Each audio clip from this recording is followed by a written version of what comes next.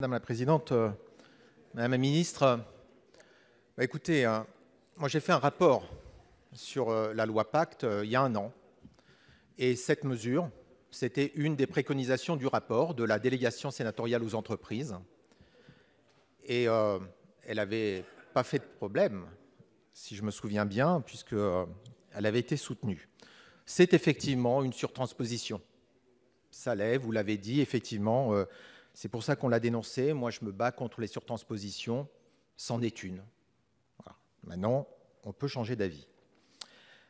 Quand on est une PME et qu'on a déjà un expert comptable, je parle d'une petite entreprise, eh bien, le commissaire aux comptes, c'est une servitude supplémentaire. C'est un contrôle annuel qui a ses intérêts, on peut le comprendre, mais qui, pour les petites entreprises, c'est souvent une servitude. Je pourrais dire que ça pourrait avoir un intérêt. Ça pourrait avoir un intérêt si vous aviez ce contrôle tous les ans et que, de fait, vous n'auriez pas de contrôles fiscaux aussi réguliers. Mais non, même pas. On ne vous donne même pas le crédit, quand vous avez un contrôle fiscal, du fait que vous ayez un commissaire aux comptes qui fasse ses diligences avec tout le professionnalisme qui a été rappelé. Alors, est-ce qu'on doit protéger une profession ? J'ai envie de dire, quand vous écoutez les représentants des PME, ça voudrait dire protéger une profession contre ses clients, puisque les représentants des PME sont d'accord avec la mesure présentée par le gouvernement. Donc, les commissaires aux comptes, qui ne sont pas des imbéciles, l'ont bien compris, savent que la mesure est donc inéluctable et qu'elle va avoir lieu.